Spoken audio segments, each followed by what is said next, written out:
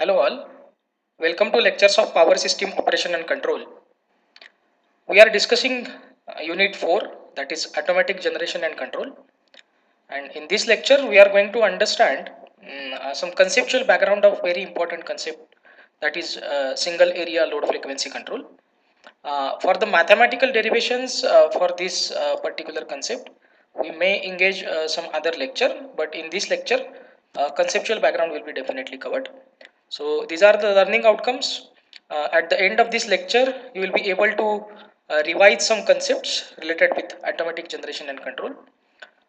You'll understand modeling of various parts of AGC, calculate steady state response for single area load frequency control, and we'll understand what is the concept of droop control. Now, you must have gone through the very basics of automatic generation and control, and I would like to revise that.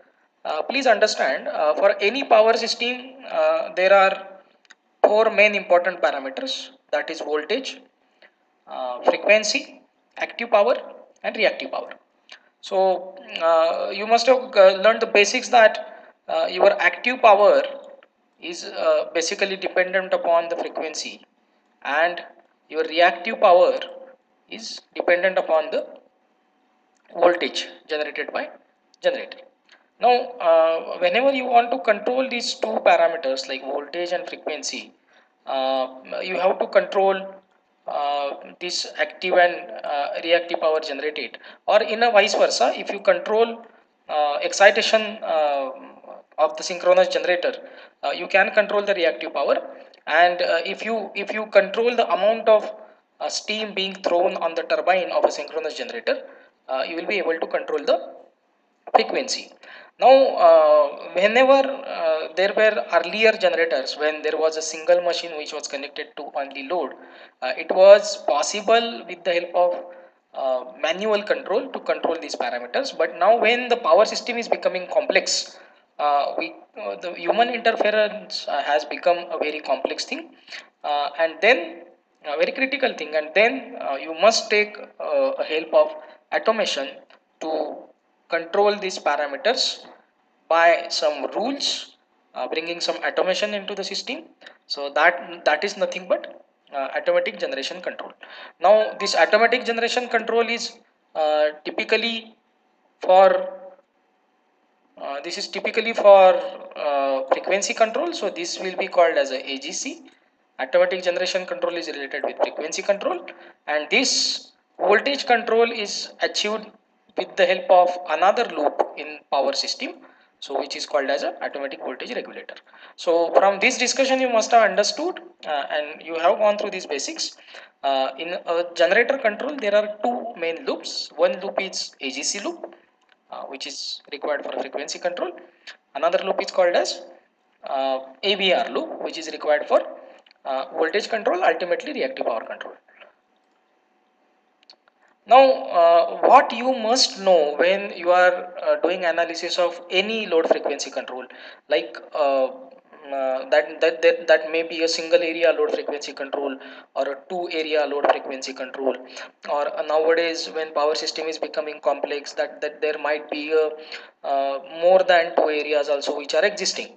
So you must understand first what is the block diagram that we are going to see in this lecture, then how the various parts of this overall AGC loop are modeled, that is how this turbine governor is modeled, how turbine is modeled, and how this generator and load system is represented.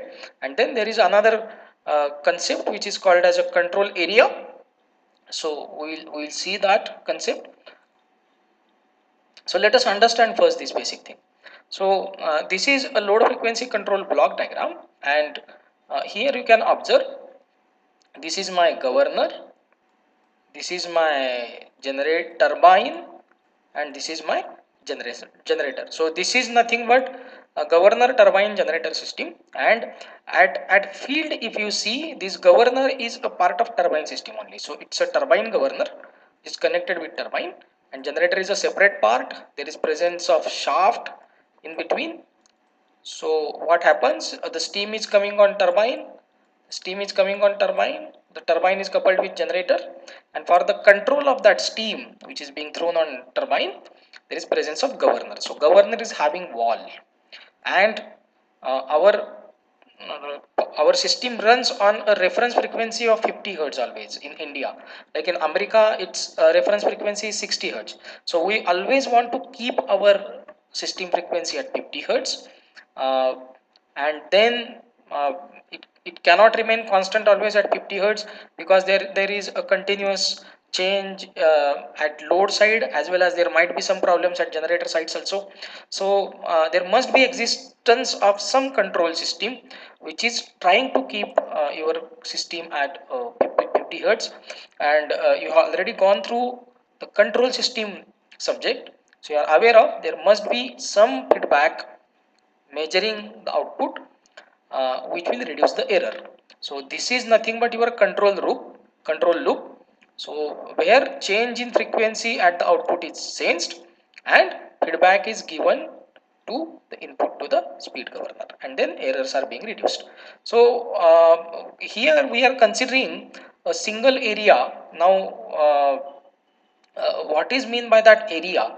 Now that area is being called as a set of coherent generators. Now what is coherent generators? The generators which are behaving similarly. Means what? They are synchronized with each other, and they are running with each other in a synchronism with same speed. So it's called as a coherent operation. So that particular area which is having coherent generators is called as a one area. So that is a control area. Now generally if you see at field, the area boundary is generally defined by the utility boundary. So all the generators in a single utility are maybe a coherent generators.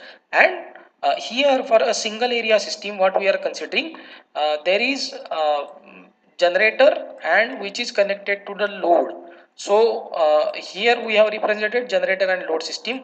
For a transfer function point of view, you may call it as a power system also. So its transfer function is represented by power system. So every component out of these, because we want to check its responses for different cases, or we want to model this, so it is generally modeled control system point of view.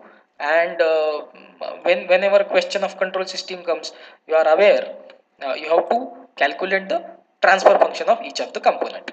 So let us see further how you can calculate transfer function of each component. Now as I have declared, I am not going into the detailed mathematical analysis of every component. I have summarized because there might be a separate lecture to explain detailed mathematical analysis of each and every component. Here in this lecture, our motto is to understand uh, conceptually these components. So here I will explain your change in PC. Now what is this PC? This PC is nothing but speed changer setting. So as we have seen that we require a reference frequency, that frequency is to be reflected by a reference speed. So there is presence of some speed changer setting in the governor system, and whenever we want to change the behavior of turbine generator system, we have to change that speed changer setting. Now what happens when we are changing that speed changer setting? We are going to see when we are calculating steady state response. But here you can observe when feedback is coming from output of the generator. Now this is actually change in frequency. So this is at the output of generator. From there directly the closed loop feedback, as we have seen already, block diagram is given to the governor input, and this is the transfer function of governor, which is having a gain and time constant. So gain of speed governor is shown by KHG, and time constant is shown by THG, and this 1 upon R parameter is called as droop. So about this droop, we are going to understand further in some of the further slides. So the thing to understand here is the speed governor system is having input as a change in speed changer setting. Its output is generally called as a delta YE.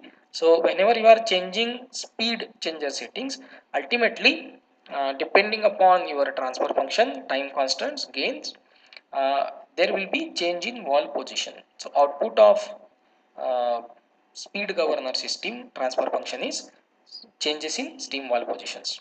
So governor response decides the status of active power. That is very important, because whenever we are changing speed, there will be change in frequency, and frequency is directly proportional to active power. So frequency is having relationship with active power. So please understand, again I will repeat, input is change in speed changer setting, output is steam wall position. Now next to this in power system, your part is turbine.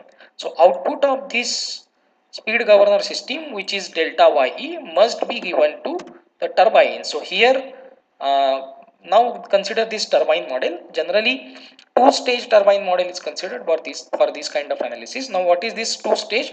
I'll explain you here. There will be HP turbine and there will be LP turbine. So high pressure and low pressure turbine, what happens? The steam comes from boiler on this HP turbine. Some work is done. The temperature is reduced. Just to bring back again particular temperature, that steam goes back to a reheater, and from reheater again comes back to LP turbine. So that's why it is being called as a two-stage turbine. Now for a two-stage turbine, there will be definitely two time constants, but for the sake of easiness in calculation, what we are doing, we are considering a single equivalent time constant here, though the turbine is two stage. So here again you can observe there is time constant TT, and then gain is also there, KT, and this output of turbine is input to the generator load system. Now so what happens, output of steam governor system is input to turbine, output of turbine is input to generator system. So input is received from governor in terms of wall position change. So this is very simple compared to our governor. Turbine model is very simple. So let's see what is next. Yeah. Now this turbine output is nothing but input to your generator system, and in generator system we are not simply considering generator, we are also considering load with it. So it is typically being called as a power system. So it's a combination of generator and load. So this is being called as generator load model, where there is presence of uh, another parameter which you may change, which is called as a demand. So change in demand is realized in this transfer function, and you must have gone through in your unit 1 of this subject, swing equation. So this all these things are only realized with the help of swing equation. So change in supply minus change in demand is equal to nothing but accelerating power. So PM minus P, you are aware of that. So in a PM is nothing but input to a generator, P is nothing but electrical power supplied, so electrical power demand. So that difference between supply and demand is nothing but realized by acceleration power. So these things are realized over here, and output of generator load model is nothing but change in frequency. So if you want to express all the components together, and if you form the complete diagram, what will happen?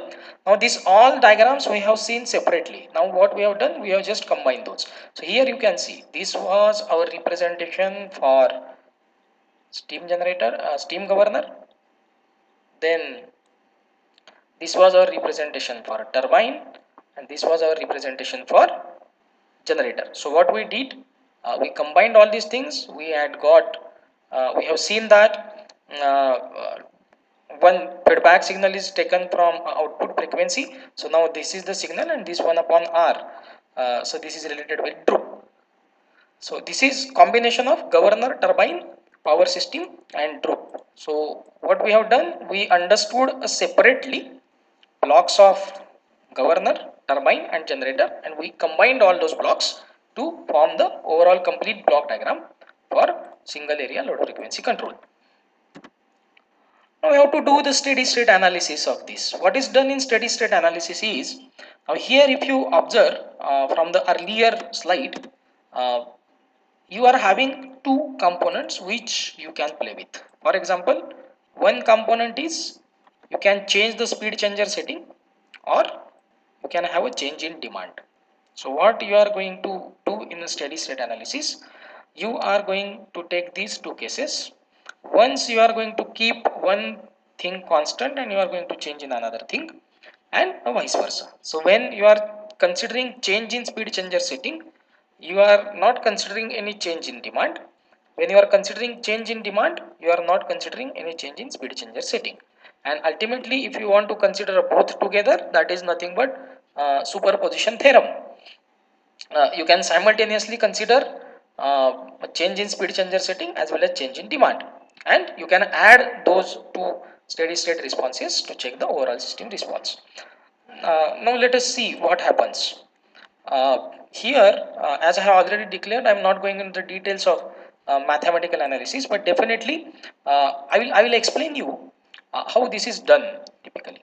So first case we are taking is change in load demand. Here you can observe, when we are considering change in load demand, we have kept our delta PCS.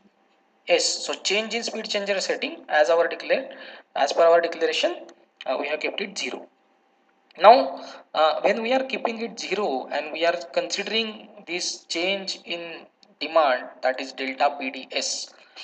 Now because this is a step change, what we have to do, this delta PDS, so this delta PDS PD of S is nothing but this is Laplace transform of step function.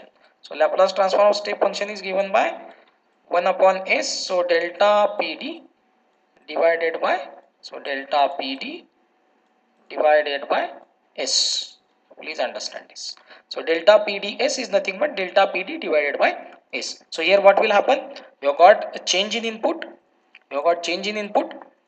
you can calculate from the knowledge of your control system the transfer function of this.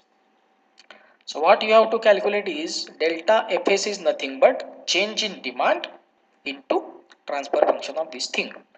If you apply control system knowledge, which we are going to see as a separate lecture, how to calculate the transfer function of this block diagram, what will happen, you will get a transfer function in terms of delta F is nothing but change in demand into this parameter, which is called as, this parameter, minus of 1 upon d plus 1 by r. Now this d is nothing but your damping factor, and this 1 upon r is nothing but your related with your droop. So what will happen, here also as per power system characteristics, your value of d is very small compared to value of r. So what will happen, you can put directly uh, d is equal to value of 1 upon r. So you can put directly d is equal to 0 over here, because it is very small, and then your calculation will be changed to minus r. So what will happen, because this is minus sign, you must have the negative slope of the characteristic, and this is nothing but load frequency characteristic of single area load frequency control. Now what has happened, we have shown a change in frequency on y axis, change in load on x axis. Here you can observe there are two settings. When our system is running on a 60% of load, that is a load demand is 60%, you can have a 3% droop setting, that is your slope starts from 103% and stops at 60% of load, so that is negative slope. Now here you can observe, if my system load is going to change and my system is going to run on a full load, that is 100%, what will happen, I am going to change my speed droop setting to 105%. So uh, as per your load demand, you may change your droop setting, so that facility is available, and this is nothing but called as load frequency characteristic of single area load frequency control, and this is nothing but your droop control characteristic also. Now this discussion was related with change in demand. When we are considering uh, delta PC, that is change in speed changer setting is 0, and that particular operation is also called as the free governor mode, because you are not doing any change in speed changer setting, which is a part of governor. So that is also called as, please remember, whatever case we have seen right now is also called as a free governor operation, so free governor mode. What will happen next? Instead of considering delta PC 0, here we are considering delta PD is equal to 0. So we are considering there is no change in demand and there is some speed changer setting. So similar to our earlier delta PD by S, there will be simply delta PC by S, delta PC by S. And if you again in a similar way compared to earlier, what we can do here, your input will be delta PC by S. With the knowledge of control system, you can calculate the transfer function of this part and you will get the output frequency. The only difference here will be, means without calculating, I am telling you because we are going to engage another separate lecture for these things. The only difference will be, earlier case if you observe over here, our answer for calculation of transfer function was minus 1 upon d plus 1 by r. Here what will happen when you are considering uh, change in speed changer setting and you are not considering any change in demand, this minus sign will go off. Your answer will be simply 1 upon d plus 1 by r. Again you will put d is very small compared to 1 by r, and then your answer will be simply r. So there what will happen, the change in frequency is nothing but change in speed changer setting into r. Okay, now uh, the another discussion is, whenever you are calculating these things, there will be two time constants, time constant of governor system, steam governor, and time constant of turbine. But you are doing settings in such a way that a time constant of speed governor into time constant of turbine is going to always be equal to 1. Okay, so this is kind of approximation we are doing. Generally these kind of approximations are done when we are doing some analysis in control systems. Okay, so in this particular lecture we have discussed about conceptual understanding of single area load frequency control. We have understood block diagrams, different transfer functions.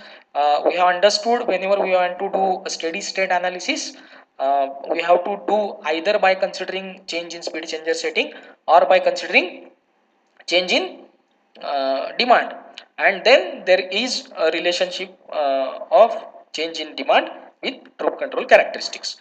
So uh,